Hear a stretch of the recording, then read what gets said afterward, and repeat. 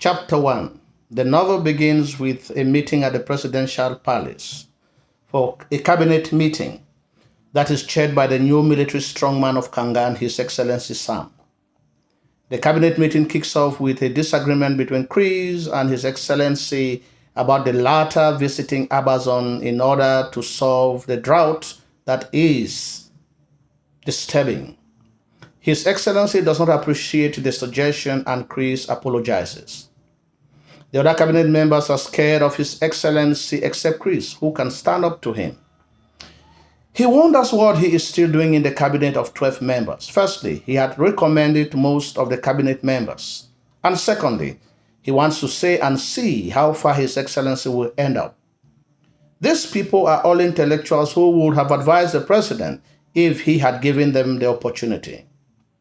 There is general uneasiness in the room and none dares to speak.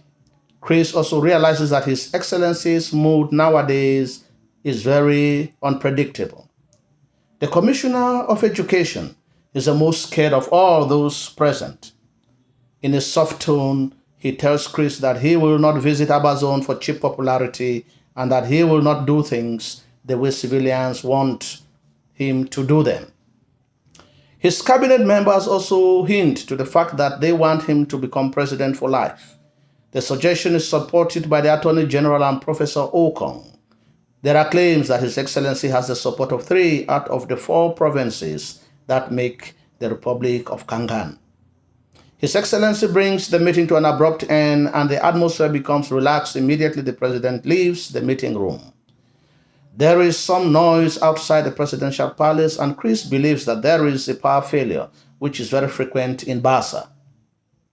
There is a crowd protesting outside and His Excellency rushes back to find out what is happening from the Inspector General of Police. Ironically, the Inspector General of Police does not know whom they are and His Excellency insults him for incompetence. His Excellency is not happy with Chris for not knowing what is happening before time. He declares his cabinet members as being incompetent and unreliable. His Excellency storms out of the meeting room in anger and summons Professor Okong to his office. Professor Okong jokingly tells the other members that he is going to prison and he will keep a good cell for each of them. Chris retrospects about how he had come to know Professor Okong before recommending him for a ministerial position. He had been a pastor who had benefited from financial aid from the American Baptist missionaries and is a holder of a PhD. Chris was the editor of the National Gazette at the time, and he had given Professor Okong a column where he excelled by touching the local readers with simple language. Ikem had no liking for his style of writing, but when the civilian government was overthrown, he became very critical of their wrongdoings while in office. This is what had made him to be recommended by Chris to become a member of cabinet. Chris makes the reader to understand that His Excellency had come to power without any proper preparation for the high office, especially as he is a soldier. He is a sandhorse-trained soldier, and his greatest fear is about public manifestation. Professor Okong, therefore, is the right person to put the right word which the people want to hear. The following ideas are worthy of note in this chapter. Take note that the military overthrows the civilian government because it is corrupt, to bring in a young officer with hopes that things will change for the better. The hope in the new leader brings out suspense. The president has tasted power and he has become very autocratic as seen in the general fear when he holds a cabinet meeting. The Commissioner for Education trembles and the general atmosphere in the meeting room is tense.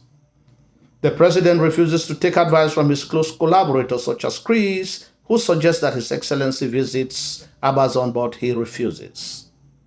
His Excellency Sam represents the many military rulers who have ruled African countries and who have no experience in politics and leadership. Consequently, they rule their people through fear and terror. There is also humor as seen through the Commissioner of Education, who spills his papers and picks them trembling out of fear. There is also suspense as nothing is said about Amazon and why the president should visit them.